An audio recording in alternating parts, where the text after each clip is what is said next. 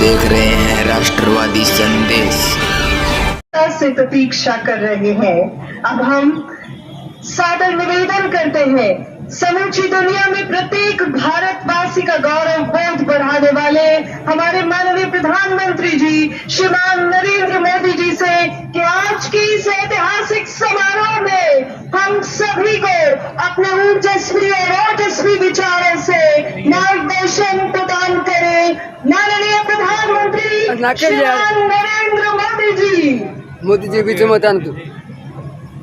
अच्छा मोदी जी नीचे बैठ जाए। हाँ तो बीच में मत बैठना, तो इन्ना आ जाए साइड में। तू माता की भारत माता की भारत माता की आने सवाने राम राम। राजस्थान के राज्यपाल हरिभाऊ बागले जी, यहाँ के लोकप्रिय मुख्यमंत्री श्रीमान भजनलाल जी, पूर्व मुख्यमंत्री भैया आज्ञा है तू यार बांगे बहन वसुंधरा राजे जी, पीछे पड़ दो थोड़ा पीछे। केंद्रीय कैबिनेट के मेरे साथी अरे तो तू नीचे भी आओ। अश्विनी वैष्णव जी, अर्जुन राम मेघवाल जी, राजस्थान की उप मुख्यमंत्री दिया कुमारी जी, प्रेमचंद जी, राजस्थान सरकार के अन्य मंत्रीगण, संसद में मेरे साथी मदन राठौड़ जी, अन्य सांसद और विधायकगण और मेरे प्यारे भाई और बहनों, आप सभी यहाँ इतनी विशाल संख्या में आए और इतनी भयंकर गर्मी के बीच,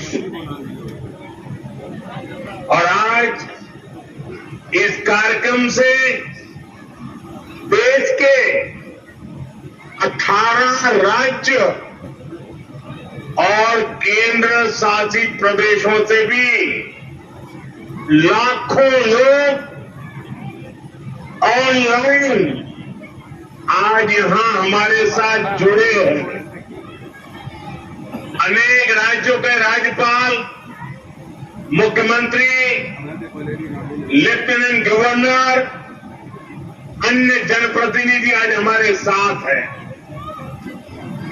मैं देश भर से जुड़े सभी महानुभावों का, जनता जनार्दन का अभिनंदन करता हूं।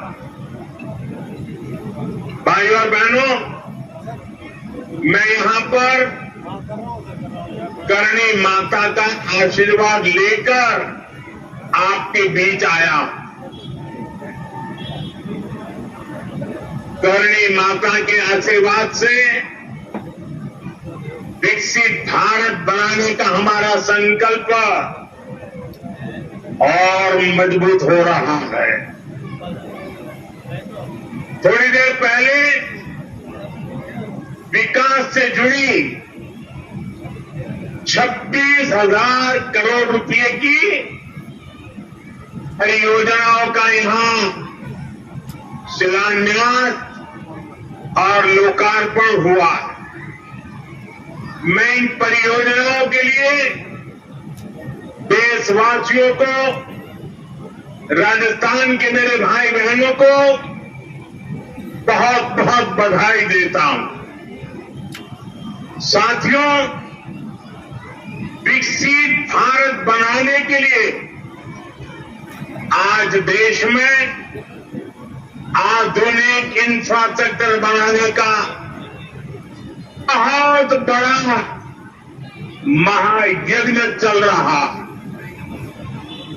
हमारे देश की सड़कें आधुनिक हो, हमारे देश के एयरपोर्ट आधुनिक हो, हमारे यहाँ रेल और रेलवे स्टेशन आधुनिक हो। इसके लिए पिछले 11 साल में अभूतपूर्व गति से काम किया गया। आप कल्पना कर सकते हैं इंफ्रास्ट्रक्चर के इन कामों पर देश पहले जितना पैसा खर्च करता था आज उससे 6 गुना ज्यादा पैसा खर्च कर रहा है। 6 गुना ज्यादा। आज भारत में हो रहे इन विकास कार्यों को देखकर दुनिया भी हैरान है। आप उत्तर में जाएंगे तो चिनाब ब्रिज जैसा निर्माण देखकर लोग हैरान हैं। पूर्व की तरफ जाएंगे तो अरुणाचल की सेला टनल, असम का बोगीबिल ब्रिज आपका स्वागत करते हैं। पश्चिम भारत में आएंगे तो मुंबई में समुंदर पर बना अटल सेतु नजर आएगा। सूर्य दक्षिण में देखेंगे तो बम्बन ब्रिज मिलेगा, जो अपनी तरह का देश का पहला ब्रिज है। साथियों, आज भारत अपनी ट्रेनों के नेटवर्क को भी आधुनिक कर रहा। ये वंदे भारत ट्रेनें, अमृत भारत ट्रेनें, नमो भारत ट्रेनें, ये देश की नई गति और नई प्रगति को दर्शाती है। अभी देश में करीब 70 रूट पर वंदे भारत ट्रेनें चल रही। इसे दूर सुदूर के इलाकों में भी आधुनिक रेल पहुंची है। बीते 11 साल में सैकड़ों रोड ओवरब्रिज और रोड अंडरब्रिज का निर्माण किया गया है। 34,000 किलोमीटर से ज्यादा के नए रेल ट्रैक बिछाए गए हैं।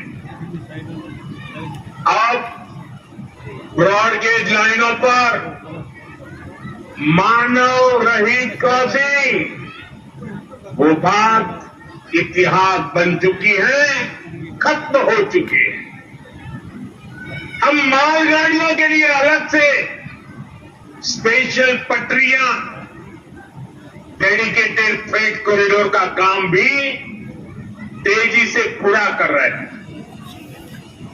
देश के पहले बुलेट ट्रेन प्रोजेक्ट पर काम चल रहा है और इन सबके साथ ही हम एक साथ देश के करीब 1300 से अधिक रेलवे स्टेशनों को भी आधुनिक बना रहे हैं।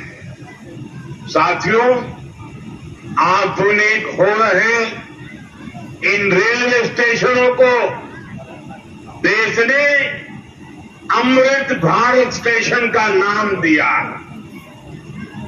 आज इनमें से 100 से अधिक अमृत भारत स्टेशन बनकर के तैयार हो गए। सोशल मीडिया पर भी लोग देख रहे हैं कि इन रेलवे स्टेशनों का पहले क्या हाल था और अब कैसे इनकी तस्वीर बदल गई है। साथियों, विकास भी, विरासत भी, इस मंत्र का इन अमृत भारत रेलवे स्टेशनों पर उसका नजारा साफ साफ दिखाई देता है। ये स्थानीय कला और संस्कृति के भी नए प्रतीक है। जैसे राजस्थान के मांडलगढ़ रेलवे स्टेशन पर महान राजस्थानी कला संस्कृति के दर्शन होंगी। बिहार के थावे स्टेशन पर मां खावे वाली के पावन मंदिर और मधुबनी चित्रकला को दर्शाया गया है। मध्य प्रदेश के ओरछा रेलवे स्टेशन पर आपको भगवान राम के आभा का एहसास होगा। श्रीरंगम स्टेशन का डिजाइन भगवान श्री रंगनाथ स्वामी जी के मंदिर से प्रेरित है। गुजरात का डाकोर स्टेशन रणछोड़राय जी से प्रेरित है। तिरुवन्नामलई स्टेशन द्राविड़ वास्तुकला के अनुसार डिजाइन किया गया है। बेगमपट स्टेशन पर आपको काकतीय साम्राज्य के समय का आर्किटेक्चर देखने को मिलेगा। यानी हर अमृत स्टेशन पर आपको भारत की हजारों साल पुरानी विरासत के दर्शन भी होंगे। ये स्टेशन हर राज्य में टूरिज्म को भी बढ़ावा देने के माध्यम बनेंगे। नौजवानों को रोजगार के नए मौके देंगे। और मैं उन शहर के नागरिकों को रेलवे में यात्रा करने वाले पैसेंजर से प्रार्थना करूंगा, ये सारी संपत्ति के मालिक आप हैं। कभी भी वहां गंदगी न हो, इस संपत्ति का नुकसान न हो, क्योंकि आप उसके मालिक हैं।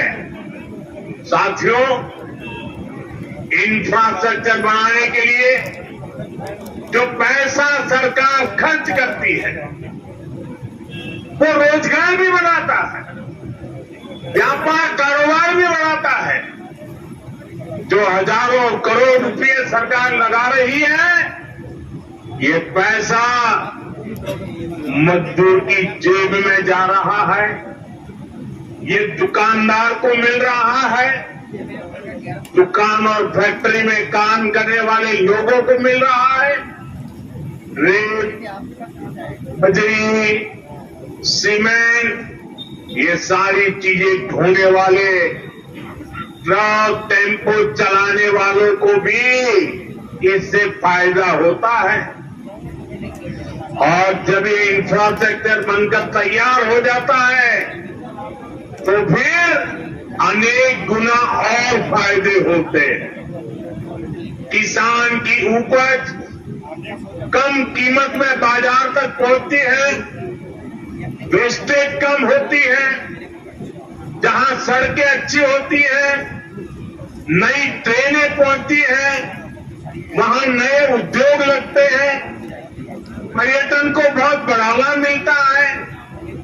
यानी इंफ्रास्ट्रक्चर पर लगने वाले पैसे से हर परिवार का, खास तौर पर हमारे नौजवानों का सबसे अधिक फायदा होता है। साथियों, इंफ्रास्ट्रक्चर पर जो काम हो रहा है उसका हमारे राजस्थान को भी बड़ा लाभ मिल रहा है।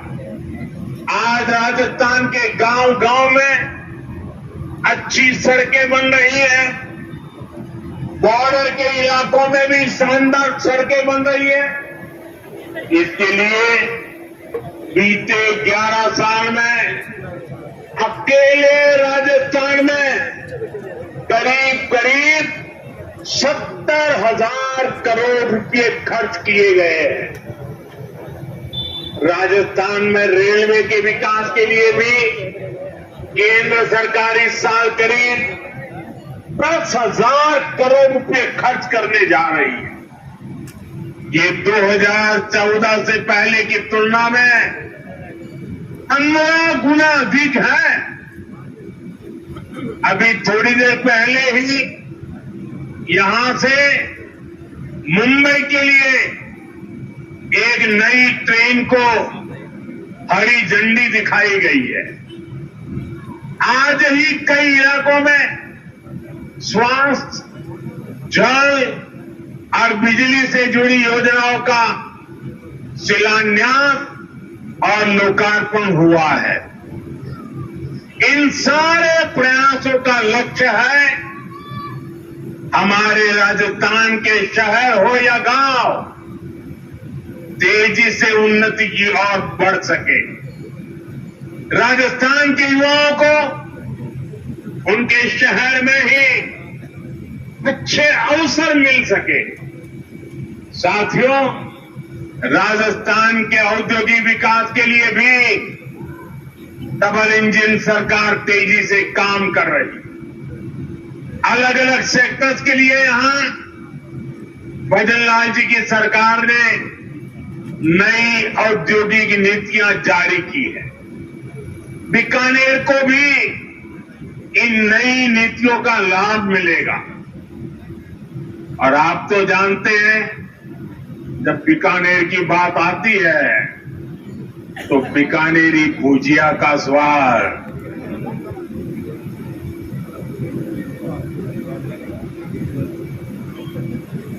और बीकानेरी रसगुल्लों की मिठास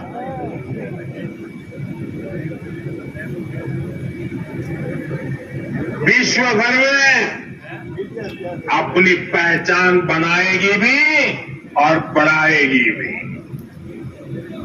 राजस्थान के रिफाइनरी का काम भी अंतिम चरण में है। इससे राजस्थान पेट्रोलियम आधारित उद्योगों का प्रमुख हब बनेगा। अमृतसर से जामनगर तक जो 6 लेन का इकोनॉमिक कॉरिडोर बन रहा है, वो राजस्थान में श्रीगंगानगर, हनुमानगढ़, बीकानेर, जोधपुर, बाड़मेर और जालोर से गुजर रहा है। दिल्ली मुंबई एक्सप्रेसवे का काम भी राजस्थान में लगभग पूरा हो गया है। कनेक्टिविटी का यह अभियान राजस्थान में औद्योगिक विकास को नई ऊंचाई पर ले जाएगा। साथियों, राजस्थान में पीएम सूर्यघर मुफ्त बिजली योजना भी तेजी से आगे बढ़ रही है। इस योजना से राजस्थान के 40,000 से ज्यादा लोग जुड़ चुके। इससे लोगों का बिजली बिल 0 हुआ है और लोगों को सोलर बिजली पैदा करके कमाई का नया रास्ता भी मिला है। आज यहां बिजली से जुड़े कई प्रोजेक्ट का शिलान्यास और लोकार्पण हुआ है। इनसे भी राजस्थान को और ज्यादा बिजली मिलेगी। बिजली का बढ़ता उत्पादन भी राजस्थान में औद्योगिक विकास को नई गति दे रहा है। साथियों, राजस्थान की भूमि रेत के मैदान में हरियाली लाने वाले महाराजा गंगा सिंह जी की भूमि है। हमारे लिए पानी का क्या महत्व है, यह इस क्षेत्र से बेहतर भला कौन जानता है। हमारे बीकानेर, श्रीगंगानगर, हनुमानगढ़, पश्चिम राजस्थान के ऐसे अनेक क्षेत्रों के विकास में पानी का बहुत बड़ा महत्व है। इसलिए एक तरफ हम सिंचाई परियोजनाओं को पूरा कर रहे हैं और साथ ही नदियों को जोड़ रहे हैं। पार्वती, काले सिंध, चंबल लिंक परियोजना से राजस्थान के अनेक जिलों को लाभ होगा। यहां की धरती, यहां के किसानों को फायदा होगा। साथियों,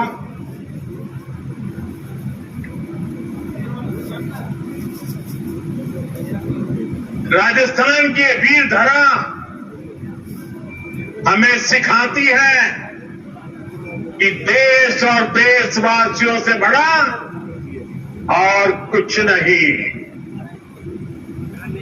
22 अप्रैल को आतंकवादियों ने धर्म पूछकर हमारी बहनों की मांग का सिंदूर उजाड़ दिया था।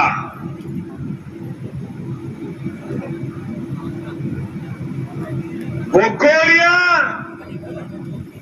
पहलगाम में चली थी,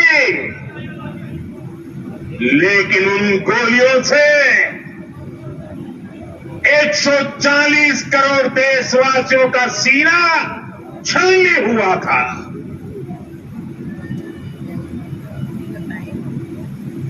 इसके बाद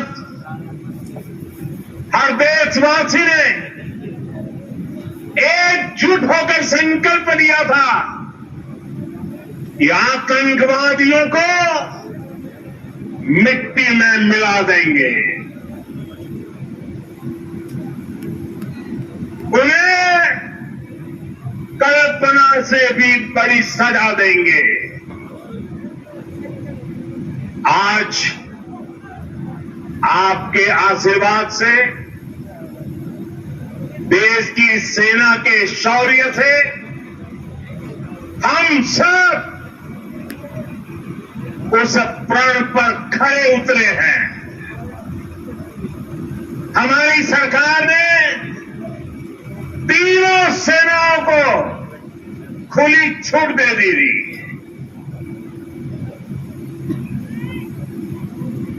और तीनों सेनाओं ने मिलकर ऐसा चक्रव्यूह रचा कि पाकिस्तान को घुटने टेकने के लिए मजबूर कर दिया।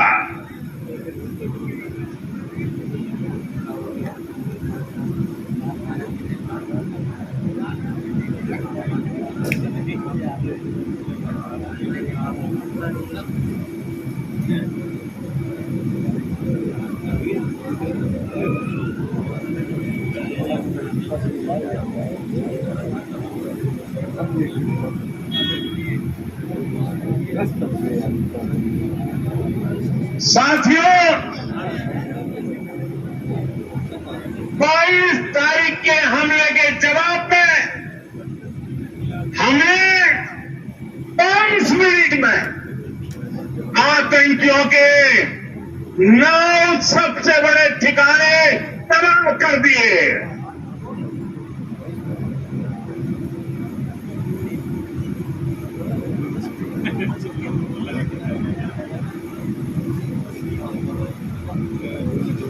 दुनिया ने और देश के दुश्मनों ने भी देख लिया कि जब सिंदूर बारूद बन जाता है तो नतीजा क्या होता है।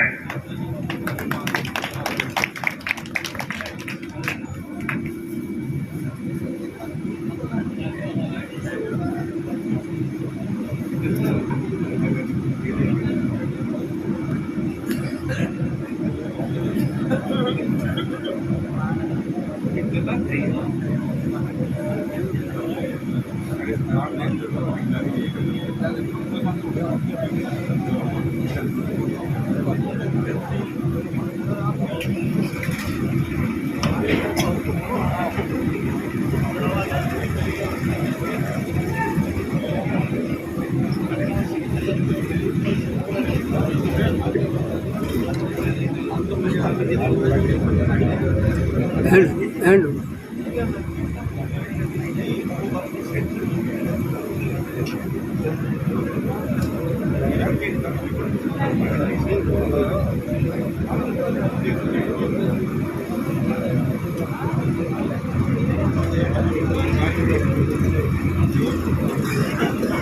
वैसे साथियों, ये संयोग ही है 5 साल पहले जब बालाकोट में देश ने एयर स्ट्राइक की थी, उसके बाद मेरी पहली जनसभा राजस्थान में ही सीमा पर हुई थी।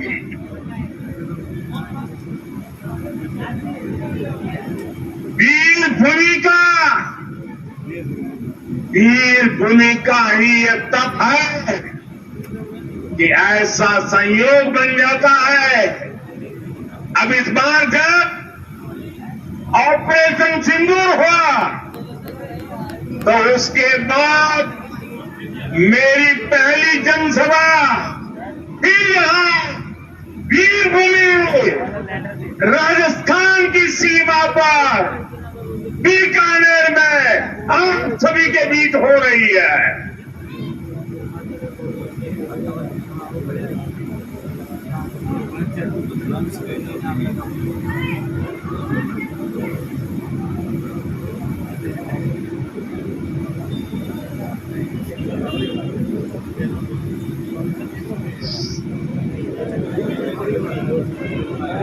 साथियों,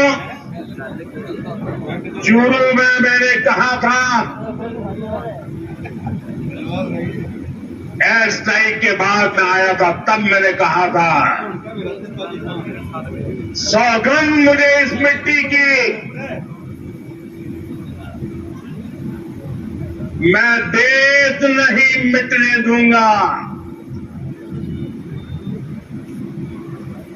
मैं देश नहीं झुकने दूंगा।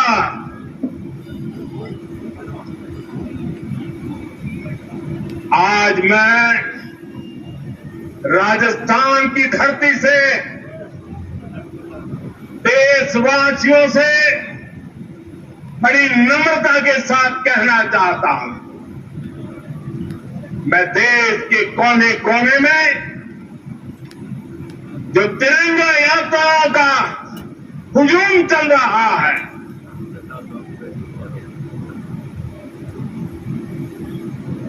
मैं देशवासियों से कहता हूं,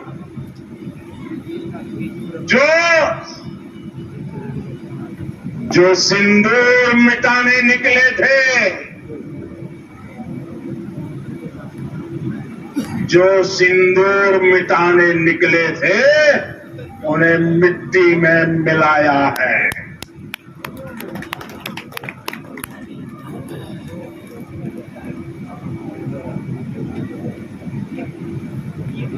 जो हिंदुस्तान का लहू बहाते थे, जो हिंदुस्तान का लहू बहाते थे, आज कतरे कतरे का हिसाब चुकाया है।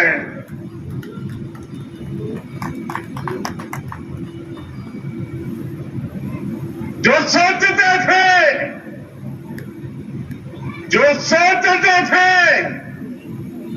भारत चुप रहेगा, आज वो घरों में डूब डूब के पड़े हैं।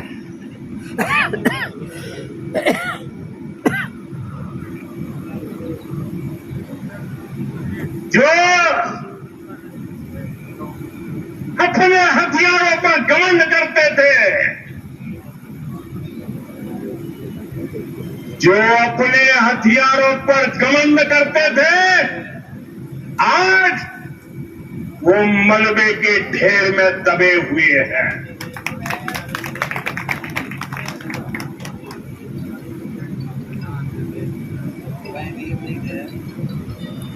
मेरे प्यारे देशवासियों, ये शोध प्रतिशोध का खेल नहीं, ये शोध प्रतिशोध का खेल नहीं, ये न्याय का नया स्वरूप है।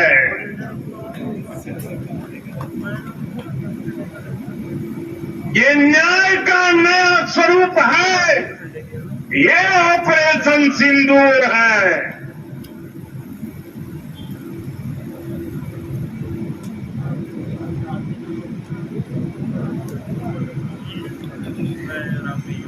बंद कर दे। ये सिर्फ आक्रोश नहीं है, ये सिर्फ आक्रोश नहीं है, ये समर्थ भारत का रौद्र रूप है।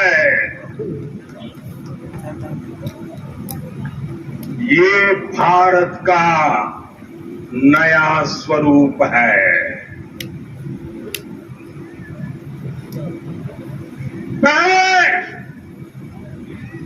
पहले घर में घुसकर किया था वार, पहले घर में घुसकर किया था वार, अब सीधा सीने पर किया प्रहार है।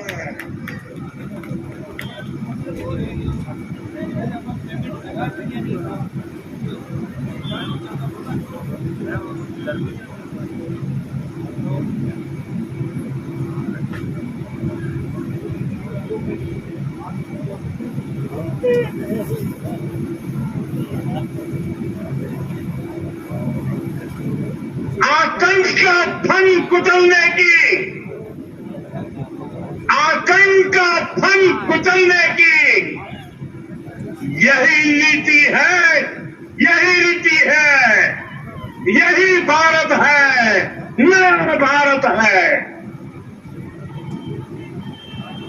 बोले भारत माता की, भारत माता की, भारत माता की। साथियों, ऑपरेशन सिंदूर ने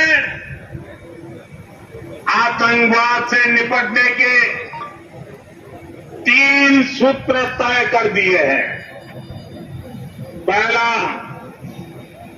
भारत पर आतंकी हमला हुआ तो करारा जवाब मिलेगा।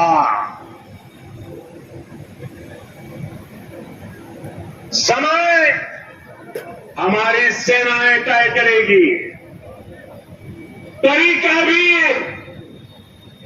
हमारी सेनाएं तय करेगी और शर्तें भी हमारी होगी। दूसरा, एटम बम की गीजर बत्तियों से भारत डरने वाला नहीं है। और तीसरा, हम आतंक के आकाओं और आतंकी सरपरस्त सरकार को अलग अलग नहीं देखेंगे, उन्हें अलग अलग नहीं देखेंगे, उन्हें एक ही मानेंगे। पाकिस्तान का ये स्टेट और नॉन स्टेट एक्टर वाला खेल हम नहीं चलेगा। आपने देखा होगा पूरी दुनिया में पाकिस्तान की पोल खोलने के लिए हमारे देश के 7 अलग अलग प्रतिनिधिमंडल पूरे विश्व भर में पहुंच रहे हैं। और इसमें देश के सभी राजनीतिक दलों के लोग हैं, विदेश नीति के जानकार हैं, गणमान्य नागरिक है। अब पाकिस्तान का असली चेहरा पूरी दुनिया को दिखाया जाएगा। साथियों, पाकिस्तान भारत से कभी सीधी लड़ाई जीत ही नहीं सकता। जब भी सीधी लड़ाई होती है तो बार बार पाकिस्तान को मुंह की खानी पड़ती है। इसलिए पाकिस्तान ने आतंकवाद को भारत के खिलाफ लड़ाई का हथियार बनाया है। आजादी के बाद पिछले कई दशकों से यही चला आ रहा था। पाकिस्तान आतंक फैलाता था, निर्दोष लोगों की हत्याएं करता था, भारत में डर का माहौल बनाता था, लेकिन पाकिस्तान एक बात भूल गया। अब मां भारती का सेवक मोदी यहां सीना तान कर खड़ा है।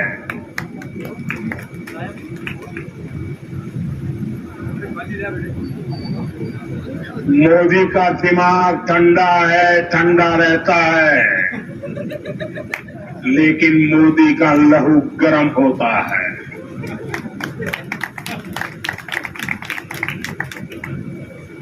और अब तो मोदी की नसों में लहू नहीं, गरम सिंदूर बह रहा है। केक आप अलग से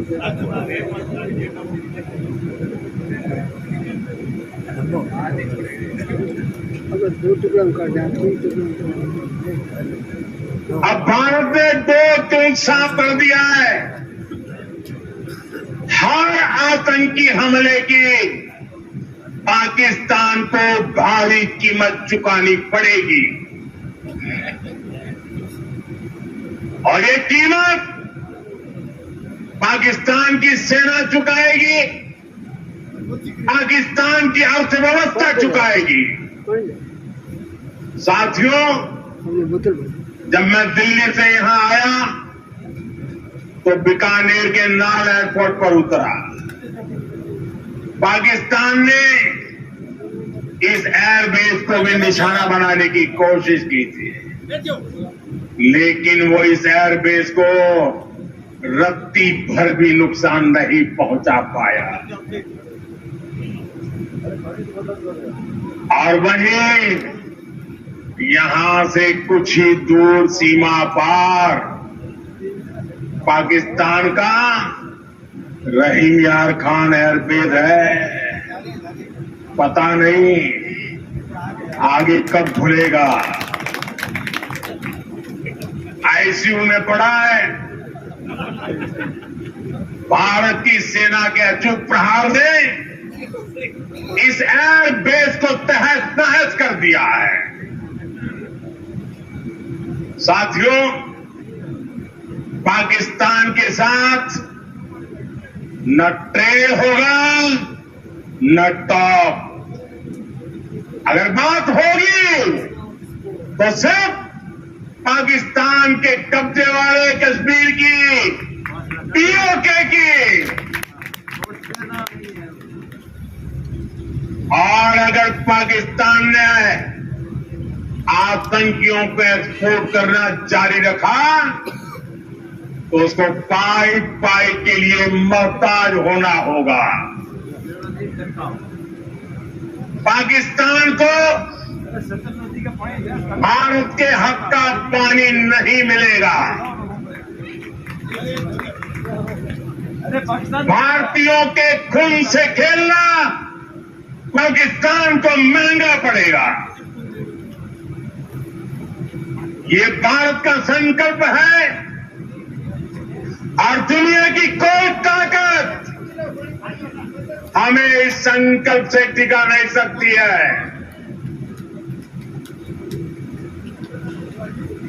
भाइयों और बहनों, विकसित भारत के निर्माण के लिए सुरक्षा और समृद्धि दोनों जरूरी है।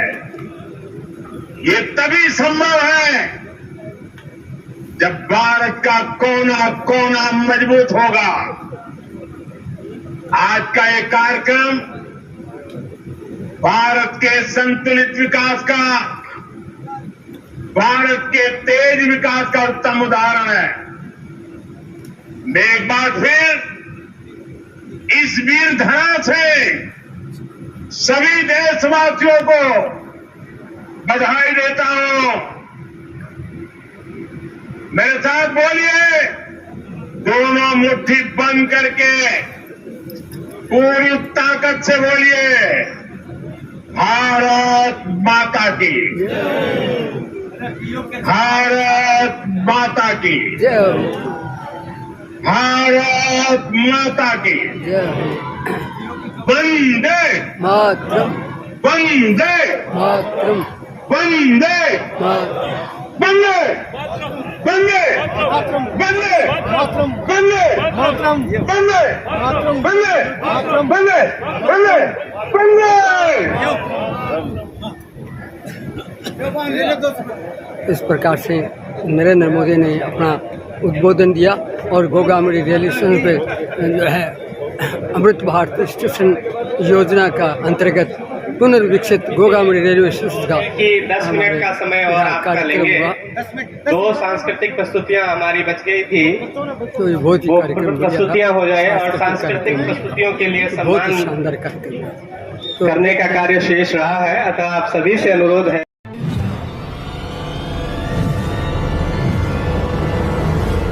हमारा वीडियो आपको अच्छा लगे तो सब्सक्राइब करें, बेल आइकन दबाएं और लाइक करें।